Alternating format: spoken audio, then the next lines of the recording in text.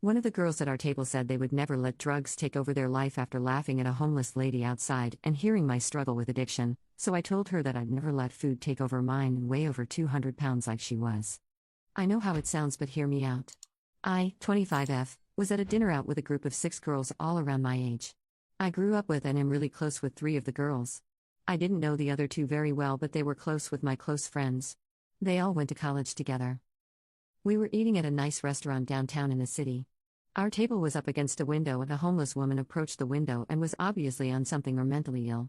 She waved at us and was saying something we couldn't hear over the noise inside. Everyone just looked at each other, giggled, and ignored her. It was pretty chilly out and she looked cold.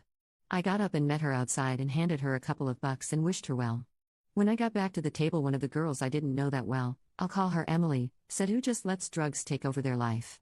I would just never let myself get like that." I was fuming. I paused and looked at her.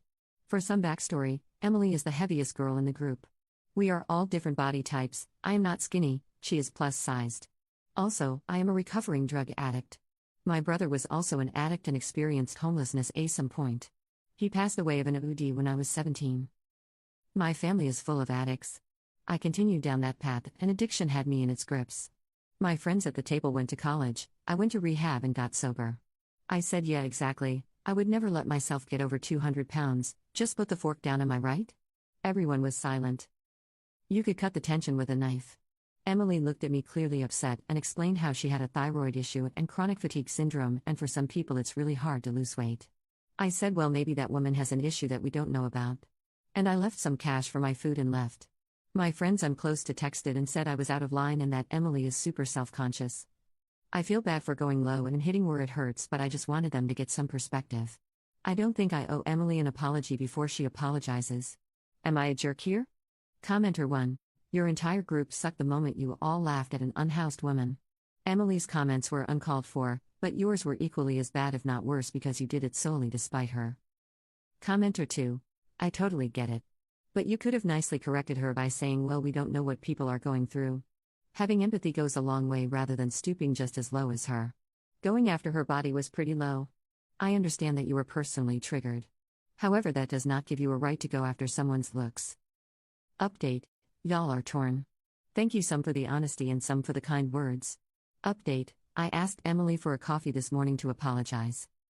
We met and I started off with saying I was sorry for making it personal and making a comment about her appearance, and I would be really hurt if someone did that to me. Then went in to explain how her comment about addiction being a choice is really uneducated and offensive.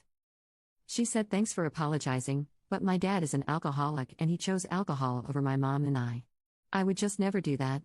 I tried to explain to her that her dad got to a point where he didn't have a choice anymore, he had a disease. And he probably felt shame every day for it. And I'm sorry that you didn't get what you needed as a kid or now. He probably didn't either, and that's why he found a way to cope, just like I did. She said she understands now and why she copes with food sometimes. I gave her props because food addiction can be so challenging because you can't just stop eating, unlike drugs where you don't even have to be around them. We thanked each other. We shared more stories. We will remain friends and try to connect more. Thanks, folks. Commenter 1. Everyone in this story needs a lesson in empathy. Commenter 2. Apologizing and then immediately pivoting to invalidating is wild.